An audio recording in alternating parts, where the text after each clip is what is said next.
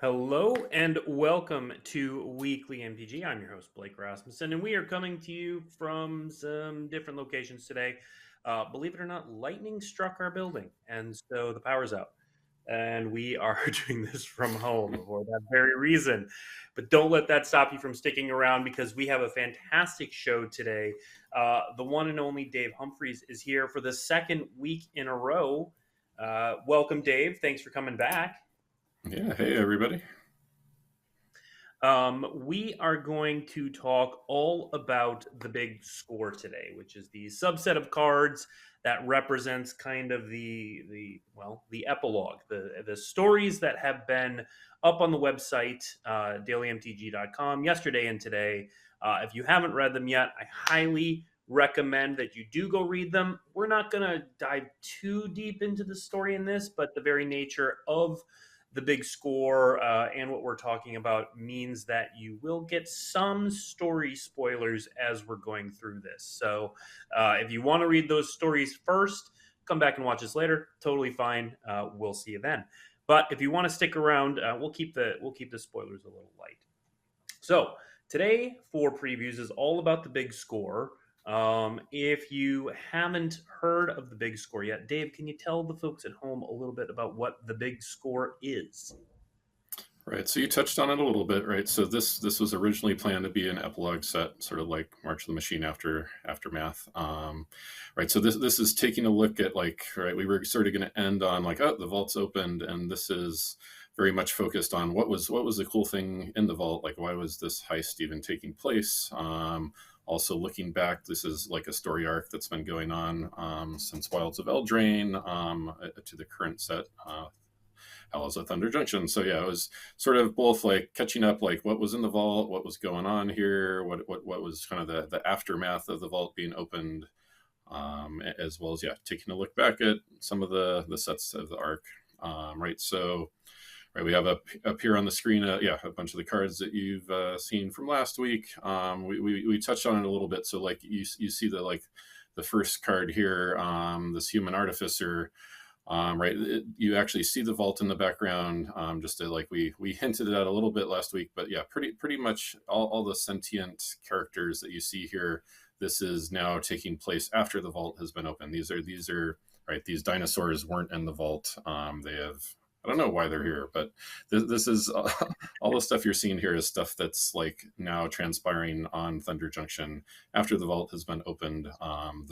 There is only pretty much one exception that we'll get to. There was one pretty cute fellow in the vault that we will be seeing later. Right. So right then, like much of the focus is like what are all these cool artifacts that were in the vault? Right. This is a Famari vault that was their civilization had left this years, for probably a very long time in the past, and it was housing all of these very powerful items. We were trying to capture that it would have some really iconic feeling items. Right, what was the origin of these? Like it's sort of intentionally mysterious, right? Like we have a new member. You thought the sword cycle was completed, but we have a new sword, and right, was this inspired by the other swords? Was it sort of a precursor to the swords? Who knows? But and then as well with these cards, so Adam Prozac led the vision design for this, and then I kind of took over and worked through with the play design team on these cards. And one of the through lines that Adam and his team put together was caring about artifact tokens. So that's a through line you'll see, like the last slide.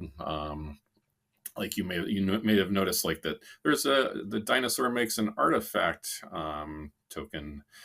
The Nexus of Becoming makes a golem that's an artifact copy of the card. All right, and like whereas the artificer here can create a token that's a copy of an artifact token you control. So right, like we sprinkled in some pretty cool tokens so that it wasn't just like, oh, you have to copy sort of the less exciting things, like, I mean, copying a clue or blood or whatever is fine, but we also wanted to sprinkle in some cool things for some really exciting things to copy as well. Yeah. So, as you mentioned, these represent the sort of after the vault is opened, the epilogue story. So we're going to show some preview cards. We definitely have some spicy artifacts in here, but we also have a couple cool reprints that we're going to lead off with. So let's start with one of the bears in white that tell your opponent they can't do things. Let's see, Grand Abolisher. So Dave, talk about this inclusion in here. Right. So we actually talked about last week how we moved Jason to the main set. This was actually the fellow that we swapped back into big.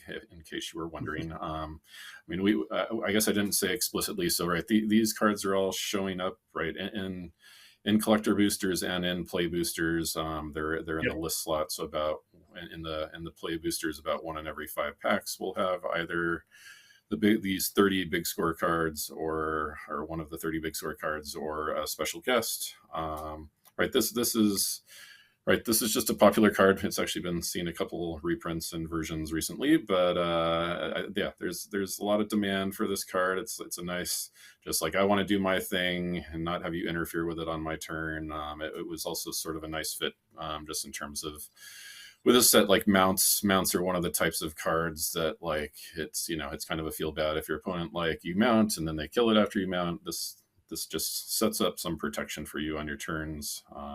It felt like it was a fun inclusion here. All right, and I should also note that these are also these are standard legal cards, just something we haven't said on stream today. So these are cards you can play in standard. Yep, absolutely. So another reprint coming to standard that I'm sure many players will love to see. We've got another white card. Let's see, Rest in Peace. Dave, talk about adding this one to the standard mix. Right. So we like to have sort of ways to make sure that if any given archetype that's like sometimes hard to interact with gets too strong, that they're the tools to deal with it. This is sort of a safety valve, safety net.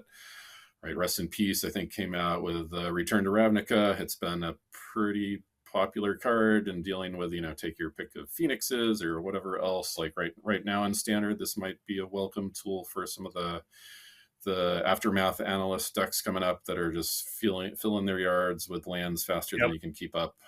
So, right, it's a good tool to come around. Like we have stuff like the hearse and stuff in Standard, but this is just another kind of catch-all answer that I think, excited to see if this helps shift the metagame or help, make new strategies be able to compete with some of the existing ones. Yep. We're also noting that all of these are mythic rares. Dave, you talk about they're all mythic rares, correct? They are all mythic rares. I mean, we looked at a lot of options, including even just what we call these cards, right? We went with a rarity symbol that most accurately reflected what sort of rarity they actually are appearing at in terms of like when you're opening up packs, right? And collector boosters, my understanding is that these are at almost very much the same rarity as a mythic from a particular mythic from the main set. And play boosters, it happens to be more the case that it's about, right, for every 100 copies of a particular mythic you'd open about 80 of a given mythic from the big score, roughly speaking. All right.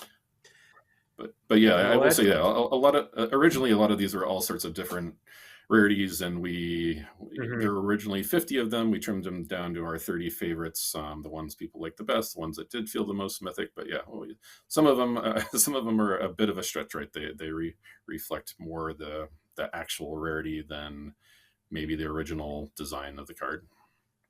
Yeah, that was the idea here was that all of the cards are the same rarity in the big score.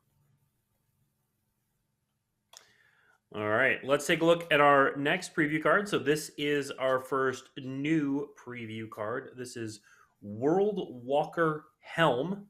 2 and a blue for an artifact that says if you would create one or more artifact tokens, instead create those tokens plus an additional map token.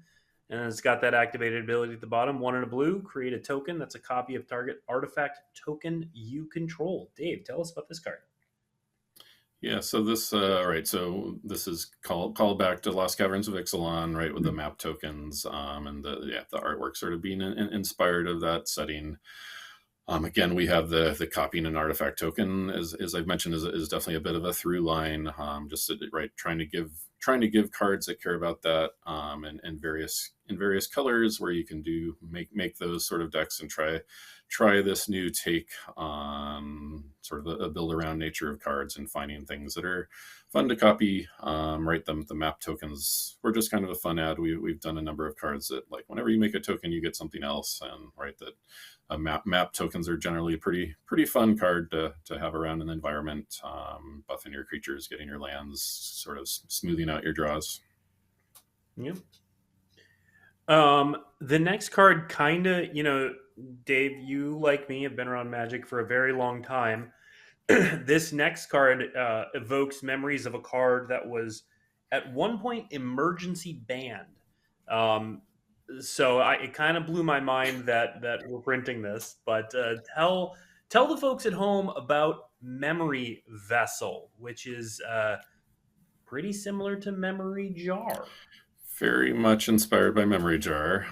As I was noting, we were definitely having fun, and you will see as the previews continue to roll out that right there are many callbacks. This is directly a callback, mechanically at least, to Memory Jar, as you noted, which was one of the quickest to be banned cards, emergency banned effectively. So what could go wrong that we do this again and have something very similar? But I mean, there definitely there are some small quality of life improvements here. I should note that, just to make sure that the wording here, you're like, where is it? Like you're not getting to recast the exiled Memory Vessel. That'll be something that gets sort of clarified later in the rules. But yeah, right, you get a whole new hand for a turn effectively. So do your opponents. Like, you can also, like, if you know your opponent has a counter spell or whatever, you have the opportunity to, like, maybe play around something you already know they have in their hands.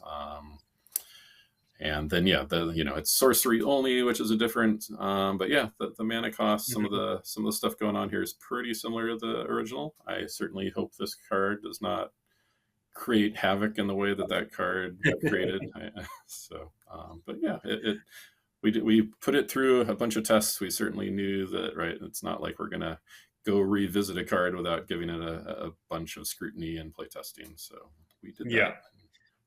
Well, I think chat pointed out, I think, one of the key differences. This neither says draw or discard, which would have been Shieldred. pretty big. Yeah, Shieldred would have been to do that sort of stuff. Yep. So still wild, lot of things we can do with this. I'll be interested to see what anyone can do. Next up, we have a card that speaks more to the epilogue story part of this. So spoiler alert, anyone who hasn't read the story and doesn't want anything spoiled, but here it comes. Let's take a look at Omen Path Journey, which for 3 and a green is an enchantment. And we'll talk about that art in a second. When Omen Path Journey enters the battlefield, search your library for up to 5 lands that have different names, exile them, then shuffle. And at the beginning of your end step, choose a card at random, exiled with Omen Path Journey, and put it into the battlefield tapped. Dave, this is a real cool, flavorful card that you're going on an adventure.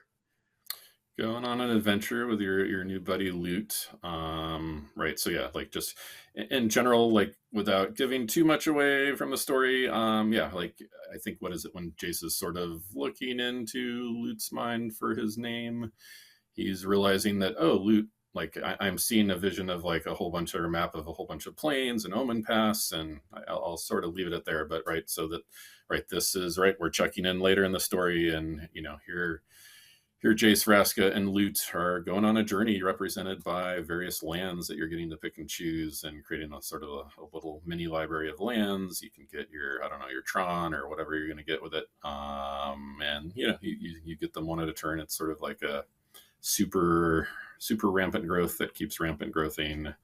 I should also note then that, right, like, so I mean, Loot's just pretty adorable fellow. And, like, if you, in terms of the whole heist, right, we learned last week that Jace was really kind of pulling the strings. Like, we thought it was perhaps Ashiok. It was actually Jace.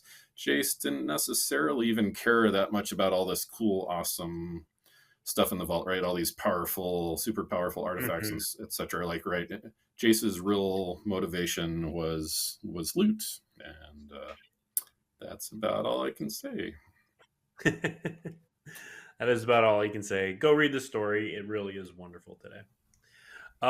Next up, we have a very interesting, I guess you can call it a sweeper. It is a sweeper, but it's pretty specific.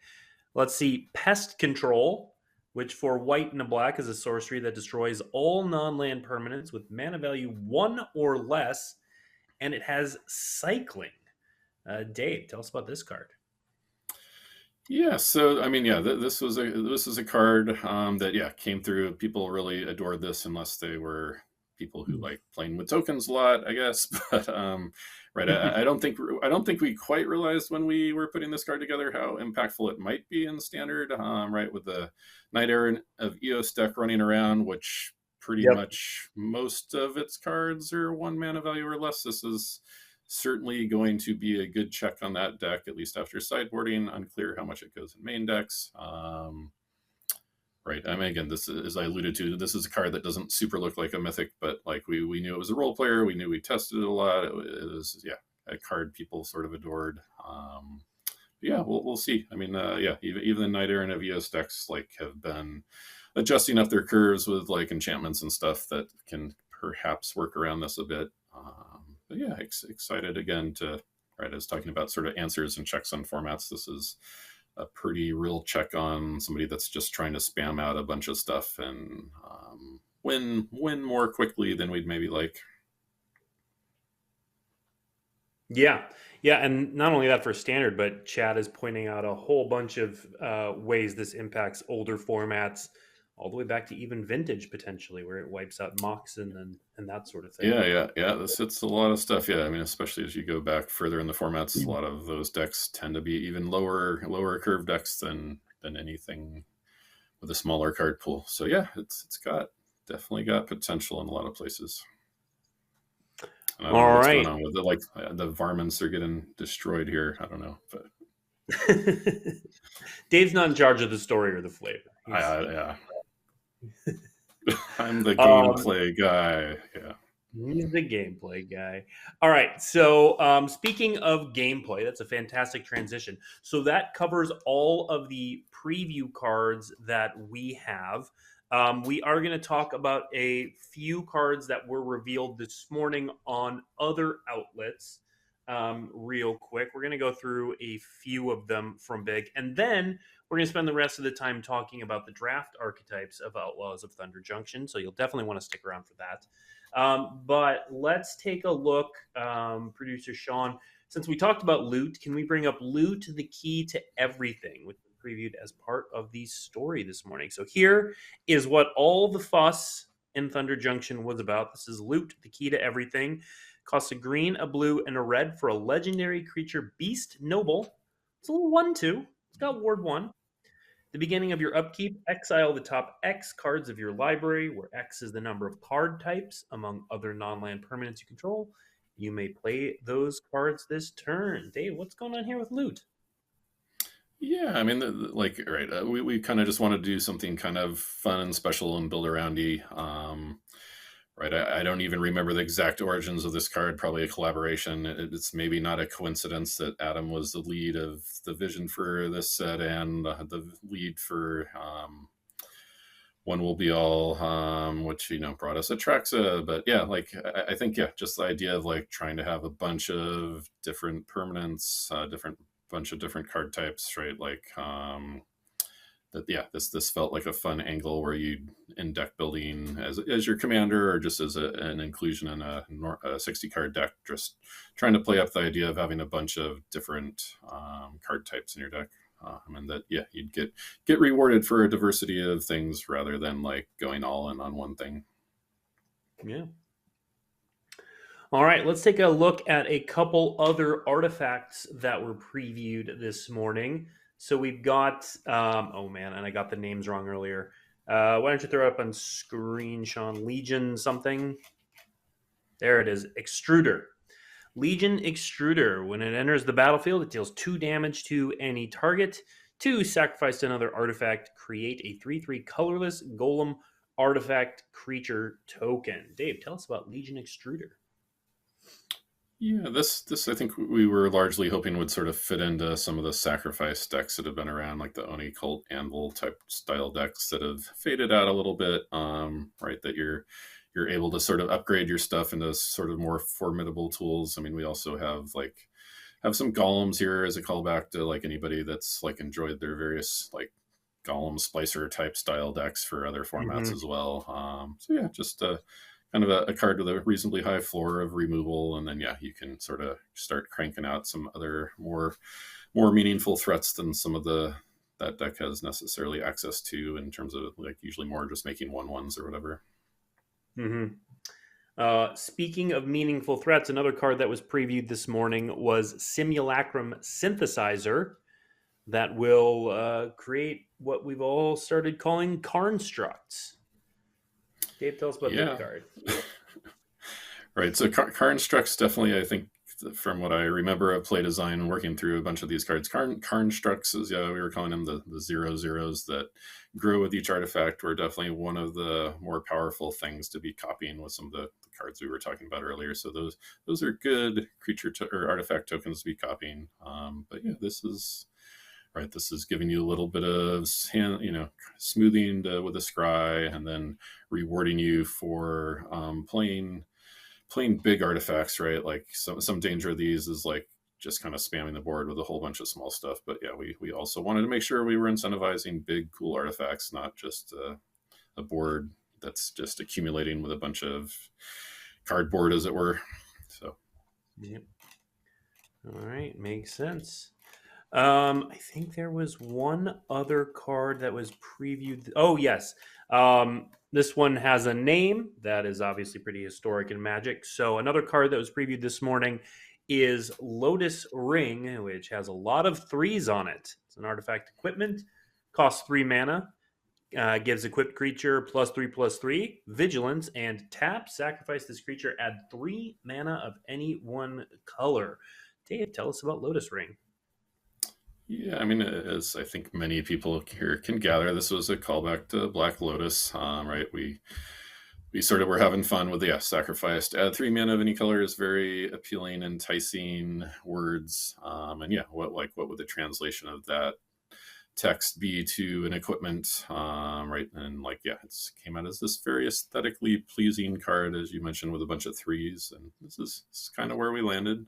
Yeah, I think it's kind of a fun card. I am not sure what people are going to do with this card. Like yeah, you can sort of ramp with it or attack with your creatures or move it around. Yeah, I'm eager to see what people do with this.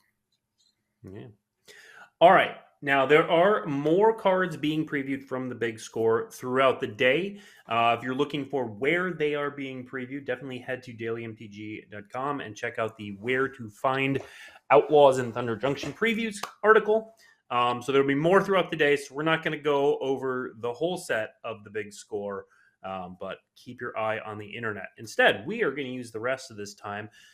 So one of the things that we did with Outlaws of Thunder Junction is the full main set was previewed all throughout last week. And so we actually have the full main set that we can talk about, including draft archetypes, which is not something we've spent a ton of time on yet. And who better to do that than Dave? We've got him here. So we are going to spend the rest of the show talking draft archetypes. So we've got, Sean, if you could put up the full sheet. So this is the insert that's going to come in boxes. Don't worry about reading this. This is an overview. We're going to go through these one by one, and talk about each of the draft archetypes in the color pairs, and Dave will tell us how this set's going to work. So let's take a look at the first color pair. Throw that up. Take a break. Use the plot mechanic and cards with flash to pass your turn with mana available, ready for anything. So, Dave, tell us how white-blue is going to work in this set.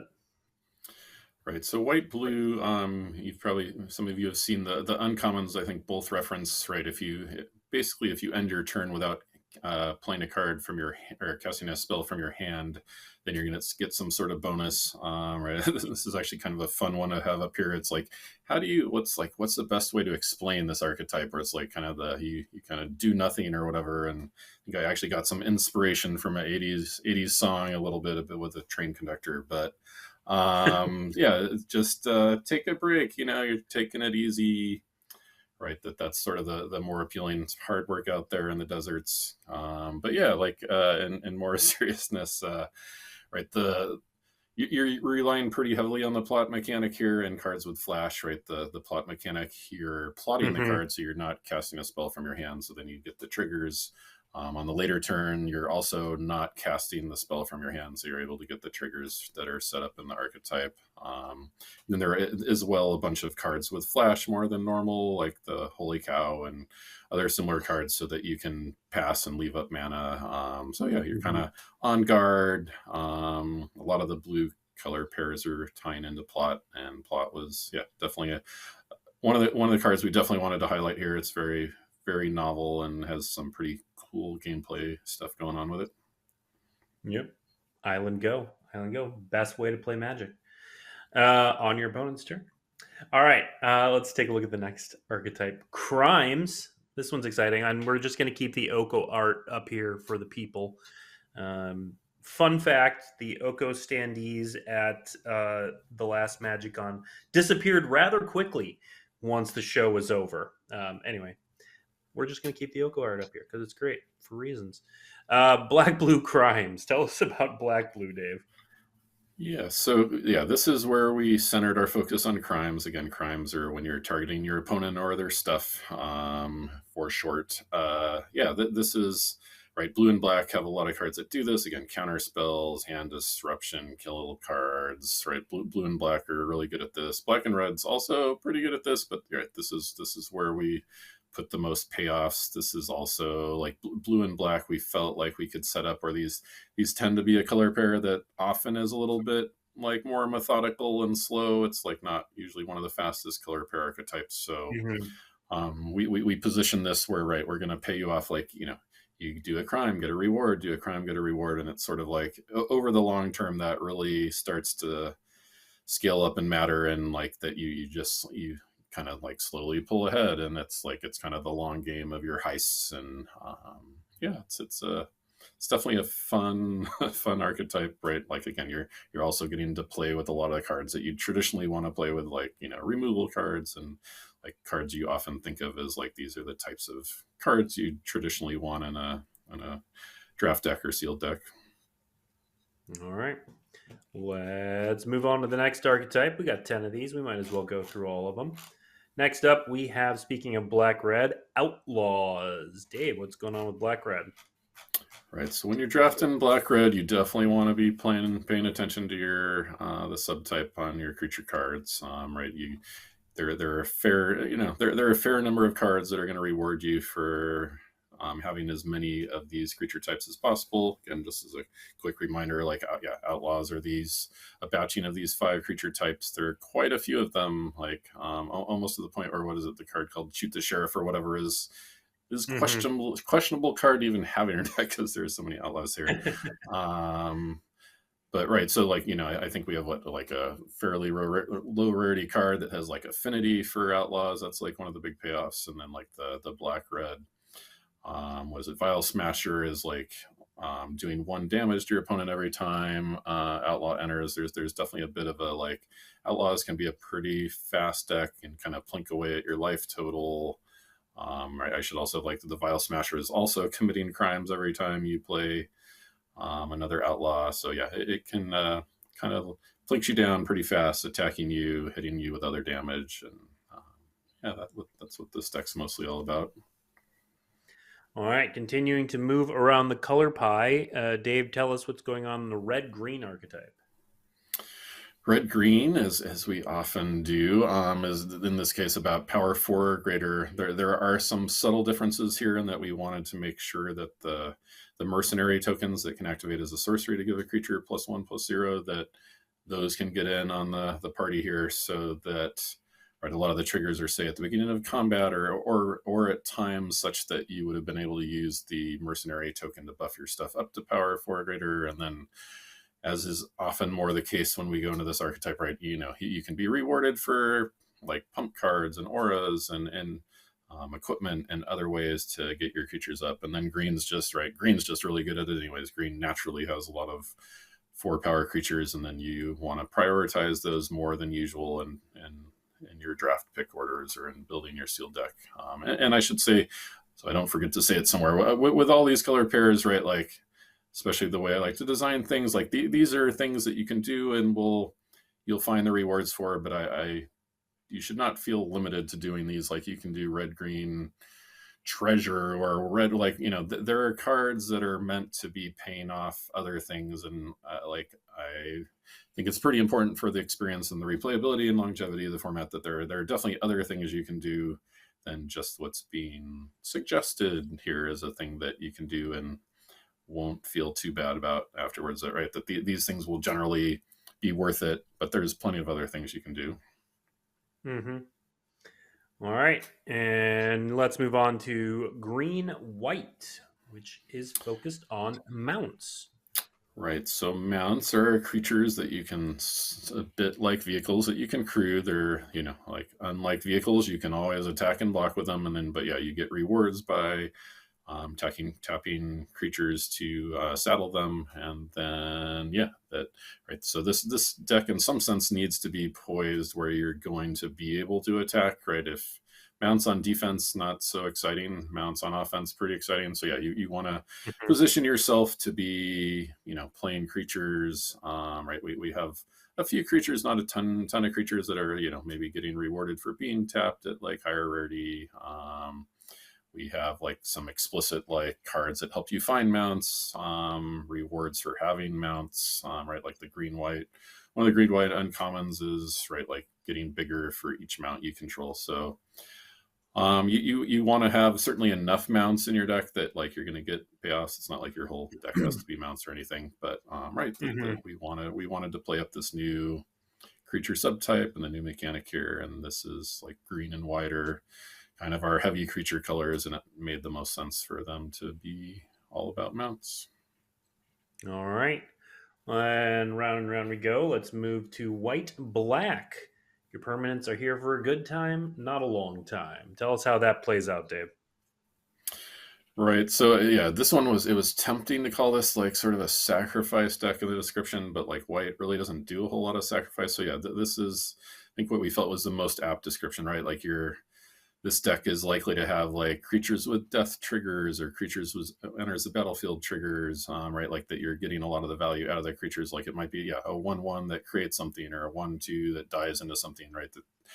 There are a lot of cards in these colors that are like you can sack that creature for some other output to draw a card or something else, and that the idea is it has a little bit of the like slowly kind of drain you out a little bit sort of stuff going on, where like you're just going to keep getting value. Don't sweat it if like some of your cards are going away. You're going to be usually getting some value along the way, and you can play with sacrifice effects or make reckless attacks or make timely blocks, and it like throw away like a creature is a blocker, and it's not such a big deal.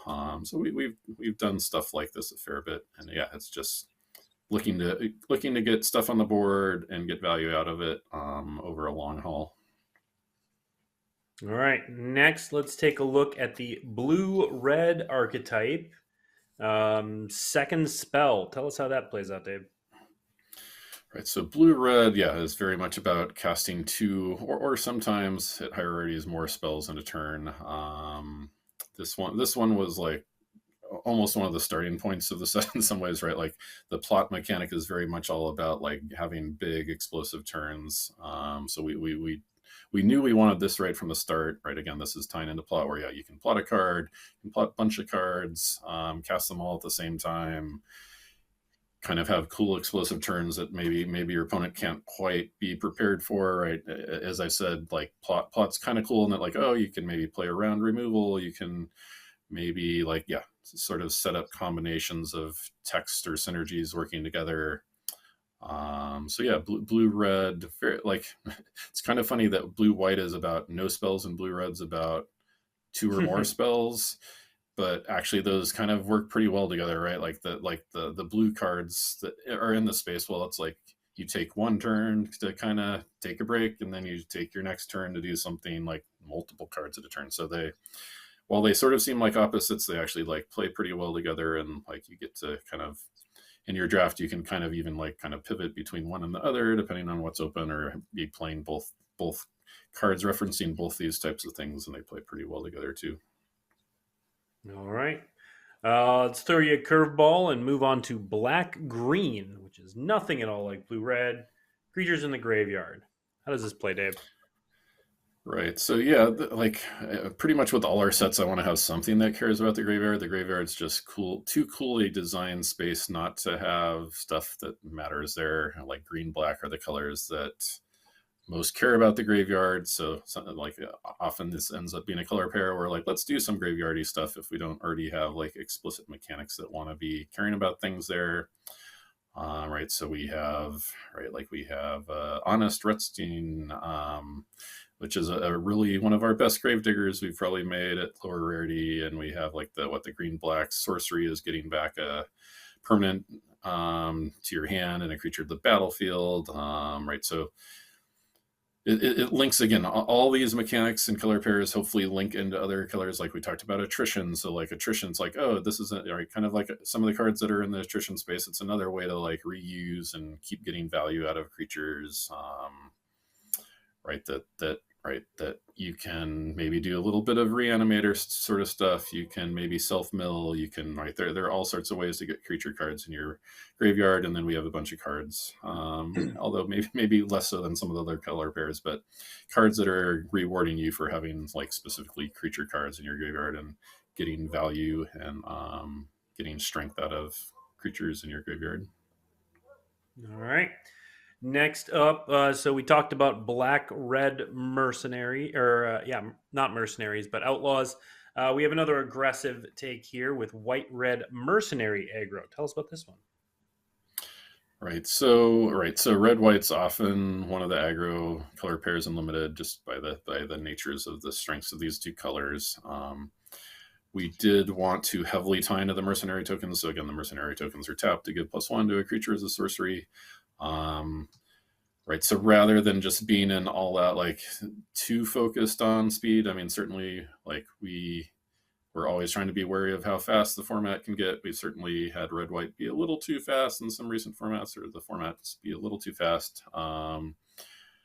With that all in mind, it's a hard target to hit exactly sometimes, but we here also wanted to more of the strength to not just be in like get everything on the board real fast and swarm and attack and combat tricks. Like we wanted more of the strength here to be about the mercenary tokens themselves, right? So that you're going to definitely get stuff on the board fast, but that you might need a little bit more support from the tokens themselves to keep attacking successfully, right? That like you're hopefully you feel smart in the ways like, oh, I'll pump this creature so I still have a good attack, or I have pump this creature and still have a good attack, and have it be a little bit more of the strength being enabled to continue successfully attacking rather than kind of like being hinged too much on just all out aggression. So we'll see how it all works out. But yeah, they're like, all right, the red white, there's what the X red white card that makes X mercenaries is just an example, right? That's like, it's not like a really fast card. It's actually a pretty slow card, but it gives you the range in decks that some aggro decks kind of just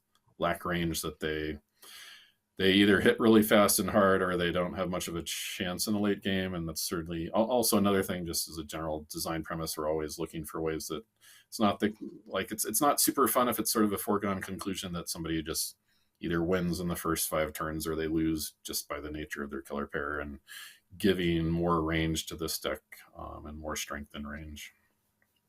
All right. Last but not least, we have the blue-green archetype plot. Right? So yeah, like plot, new one, plot, like blue, as I mentioned, like has a lot of plot stuff. I mean, blue is the color that most, at least for me, would embody plotting, right? Very methodical and long term. blue green ended up is the color pair that we felt like most could pull together sort of a lot of the elements of what we'd want to do here. We ended up with plot on a lot of creatures. Right, it's like plots can sort of give you some of the ramp and card advantage, and it's a color that often is sort of trading away some sort of advantage for like kind of bigger, more explosive stuff later. Plot, I'm really curious how this plays out. I mean, blue green as a color pair often struggles a little bit just by virtue of usually having the weakest access to removal. Meanwhile, we have plot, which is a lot about giving up. Plot in many cases a lot like, can I take the turn off to have no blockers and you're going to get to hit me, and that's going to be worthwhile, and making sure the rewards are all there, right? That's going to be worth it, and putting in cards for the blue green deck where that's going to make sense and work, right? Like if you're just having to cast all your cards and not use the plot mechanic, we are not succeeding in like providing a new novel game experience with this. And like plot's definitely one of my favorite mechanics that I've worked on like ever as a designer. So yeah, it's a tricky thing where like plot is really effective if you can afford to take that turn off and figure out how you put in cards to make sure you can protect yourself early and take those turns off to get the more powerful effects out of plot. I mean, they're right. One of their uncommons is the card I adore. Just draw 3 and you're getting the plot like one of those cards effectively. It's like pretty exciting card to have around in limited and reward you for playing kind of more expensive big cards.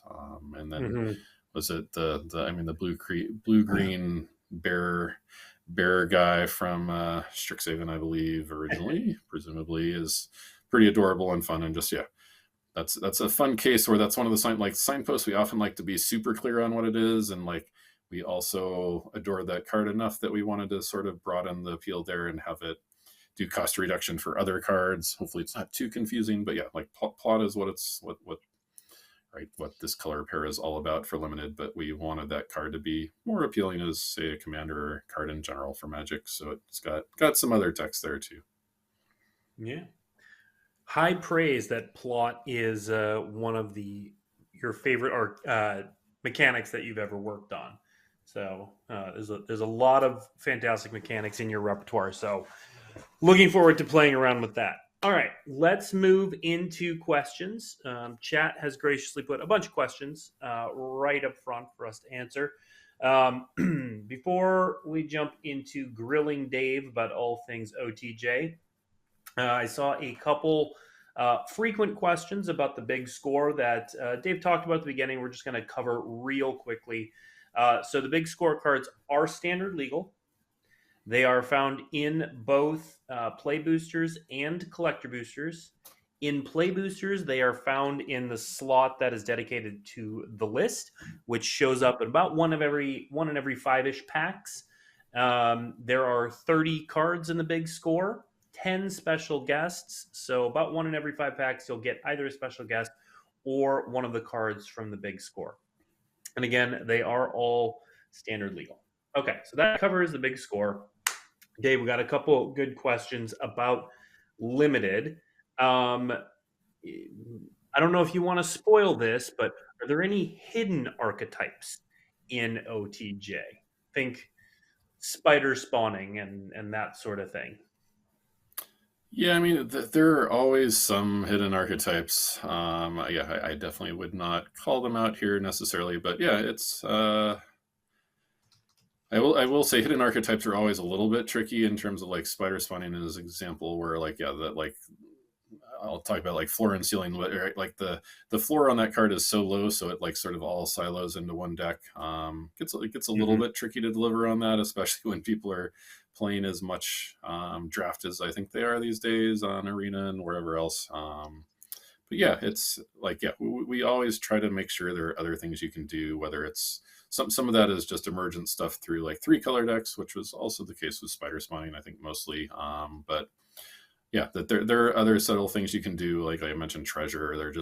There are other things looming around, and always we hope that there are uncommons and rares that are pointing at doing very specific things, and it can be fun and kind of very unique experiences to do. Like we have what is it, Nyla's Effectively, whenever you cast a multicolored instant or sorcery, it becomes plotted. So like, right, they're like the bonus sheet also, I mean, that ties in directly to the bonus sheet, but like, yeah, the breaking news bonus sheet also provides some of this, where there's some like, there's just so much here, right? Between the big score and the bonus sheet and the main sets, there's a lot here for weird sideways stuff, almost to the point where we didn't need to intentionally put in a lot of stuff, because there's already just many cards where like, oh, suddenly I'm drafting a mill deck because I have what is it, archive trap Archive trap, yeah.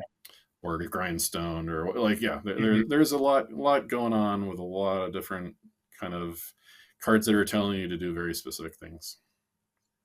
That actually dovetails really nicely into another question. How much of an impact will the breaking news cards, the crimes sheet, have on draft archetypes? Yeah, it definitely affects things. I mean, just like I talked about how blue black is about crimes, and every card on the bonus sheet is a crime, right? So it does have impact. It also has impact just on a lot of those cards tend to be like removal cards, or like counter spells. Counter spells, I'll say up front, is a little bit tricky in this environment. Like, right, if you leave up mana for a counter spell and your opponent's just like, all right, I'll plot this turn, and then it's like, all right, well, that wasn't so good. So yeah, like, counter spells aren't necessarily as strong as you might think here. Mana drain will be clearly probably an exception. We'll see. We didn't get a lot of reps on testing all the mythics and stuff. So, but yeah, it matters a lot. Like, I feel like the main set still has about as much removal as a normal set would have. So there's definitely a plethora of removal, which I think in many cases is good, right? Like, one of the biggest feel bads that we get kind of consistent feedback on is like, oh, if they're, my opponent played their rare mythic and they beat me and that wasn't fun. Like, we were having a good game and then they played that and then I felt hopeless. Like, so hopefully you're just going to feel hopeless less often, right? Like, that's certainly one of the big things to think about and takeaways, right? Like, we want there to be cool, powerful cards, but we also want you to feel like you can realistically find answers to those cards. And the bonus sheet, I think, more than a normal set, will make sure that you're gonna feel like you have some chances to get out of the situation. All right. We'll stick with limited for one more question. So this was sort of a more holistic question about limited as a whole. There was asked a couple different ways, but there were questions about the color balance and the speed of limited games and sets lately, and if you all are aware of that, how you all are thinking about that, etc.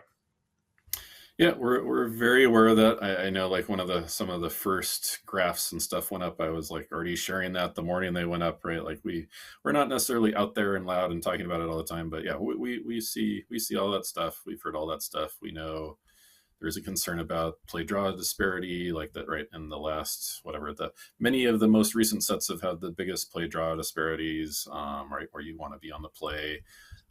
Probably not coincidentally, a lot of the limited formats recently have ended on some of the earliest turns. So we're very aware of that. It also takes us a while to adjust. Like, our pipeline is pretty long in terms of, like, we can only realistically adapt to that and respond to that, like, sort of in quite some time. But some of the stuff we can already sort of sense ourselves, and have already seen some of that. Like, time has passed. We were seeing that in some of the early sets. So I think, like, even with this set, I think and hope we'll see, right? It's hard for us to pinpoint. That's like the speed of the format. I will say, from having worked on Magic for 14 years and working on other games, it's speed of the format is very hard to predict. So I'm optimistic here. It's definitely something on our radar. Definitely something we have meetings and talk about. And right, like, just overall the general theme of, right, like, some of the easy tools I can talk to are like having cards that only affect tap creatures, right? Like, if my card only affects a tapped creature, that means, like, it's going to be most good against a deck that's still, like, on the winning side, right? Like, the person who's behind is not generally going to have a tap creature, and we can put strength and power into designs like that. And, like, but right, that only goes so far, and we're going to only have so many cards that care about top creatures. There's also just how strong are 1 and 2 drops, right? That's like a big thing, right? If we have, because I don't want to pick out on too many specific cards, but right, if we have a 1 drop that's attacking for 2 power, attacking with haste, and that's like where all the strength of the card is, then that's gonna show up in fast decks, right? We can very consciously say like let's shift more of the power on 1 drops to late game, right? Like we've made plenty of examples of 1 drops that are like, spend 6 mana and sacrifice it to draw cards, or do something like spend 5 mana to pump your creatures, right? Like we can very consciously shift power from like, this is not good just as an attacker, but a card that you're including in your deck because you want to play it on turn 1, but it could be a good blocker. It could be a card that, it's the main reason is in your deck is because even if you top deck it on turn 7, it's still going to be a good card. And right, like a card that's just like all about being a 2 power haste creature is not necessarily good on turn 7 or whatever. I mean, maybe haste actually helps, but right, like we can definitely shift, and are now trying to shift to have our 1 and 2 drops have more of their power on the rules text be related to being good top decks later in the game, or being good blockers, or being things that aren't just all about turning sideways. And that said, we it's like, it's not all that easy for us, right? Like we still want there to be, we don't want like all games of limited to drag out and take forever, and we want there to be pressure on, right? There needs to be a balance. Like the best limited formats have a good mix of like, you can go as aggro as you want, or you can play a bunch of slow stuff, or you can play mid-range. Like we don't, if everything was just about doing what I was saying, then we run the risk of every game just like dragging out and taking too long, and people not being able to enjoy aggro as an archetype if that's their favorite way to play. So it's not an easy thing, but we definitely have heard the feedback and seen the data. Yep. All right. I saw a couple questions that I'm just going to take because they're real quick. Is the whole main set revealed? I saw some dates for tomorrow. Yes, the whole main set is revealed. So the draftable portion of the set is, well, with the exception of some big scorecards that will show up in packs, has been revealed. But all of the OTJ 3-letter code set has been revealed. So that is out there and available to view, and you can view it in the card image gallery on at dailymtg.com right now. And then I saw a related question about the OTJ precons. So we are going to reveal those, I believe, on Thursday is when all of the OTJ precons are going out. And again, you can find more information about that and where they're all being previewed in the Where to Find OTJ Previews article. So that's the timeline on those. Dave, next question. Let's see. Talk about. Let's see. There was a question about the design of the Lotus ring equipment. What else do you have to share about that card besides the fact that it's full of a bunch of threes? Yeah, I don't know that I have a ton to share there. Again, that was probably a collaborative effort. Yeah, I mean, it was very much trying to tie into, right, how can we get the words right, add 3 mana to your pool. Like we've had Gilded Lotus, we've had various takes on this sort of thing, and this just like, right, this is just us trying to like, what's another creative take on this? What is like another expression of this? I don't remember when this card was made. I don't know if I was in the meeting that this was made in. I don't think this card, I mean, I forget if it originally had all threes here, but I don't know that this card was really changed much, right? I think we somewhat landed, right? Like, I mean, I forget if it always had vigilance or anything like that. I mean, I would suspect it did, just because that's fun with the tap ability. But I don't have a whole lot of extra stories for this. Fair enough. We're not going to answer this question, but I will acknowledge that never before today, but all of a sudden, because of today's story, there are a number of people asking for a Rana Bellerin card. So, Dave, stick that in the back of your head. The fans would like a card showing Jace's mom. which makes sense. All right, noted. There was another question about Jace being moved to the main set if there was vault art that we're never going to get to see. There is actually alternative vault art for Jace that depicts a different version of him with the Ashiok thing. So that actually does exist in the set. All right, back to you, Dave. Do you have any tips on drafting deserts in OTJ? Yeah, desert. I mean, desert. I feel like most of the desert payoffs are in green. It's weird. I mean, yeah, I especially love creating and having sets where drafting the lands matters. Right, deserts here. I think you often wind up in trying to go multicolor. Right, not all of, most of the deserts here are letting you are dual lands effectively. I mean, there are plenty of deserts that are not, but I feel like often you're going to end up just wanting to go kind of all out on deserts. There's the, I think, green uncommon that's getting +1/+1 for each desert you control.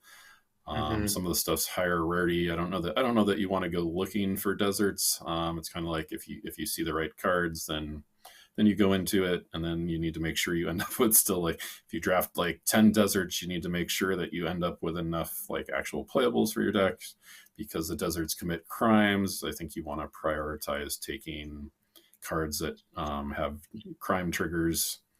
But yeah, usually I think you want to be base green, sort of a 5-color green. Try to take crime matters cards. But yeah, I think there are probably also a lot of different ways you can do it. I will say that the deserts, I think, go faster. I expect the deserts to go faster in drafts than the ETB tapped gain life lands, because of their value in criming. They won't be sticking around in impacts as long. So yeah, you also need to prioritize taking them if you want to be in that. Makes sense. Okay, so we're just about out of time. So a couple real quick questions that we can answer quickly. Are any OTP cards banned in Historic? None of that has been announced yet, so stay tuned to the Arena blog as well as Magic Arena social accounts for more information on that. In the past, some cards from bonus sheets have been banned in Historic, and now we also have, yeah. So we'll see. Don't know yet. And then someone asked if there are regular The List cards on the list this time. So those are the reprints with the little Planeswalker symbol. No. The answer there is no. That the list consists only of, it's 40 cards, 10 special guest cards, 10 cards from the big score. All right. That is all the time we have. Dave, thank you for joining us for a second week in a row, which I don't know if we've ever done before. Maybe we have, but yeah. Glad to have you on. Chat, thank you for joining us, asking some great questions, and sticking around till the end. The remainder of OTJ previews are going on today, tomorrow, and Thursday as all commander cards. And then the full card image gallery, which by then you should know everything, will be up on Friday.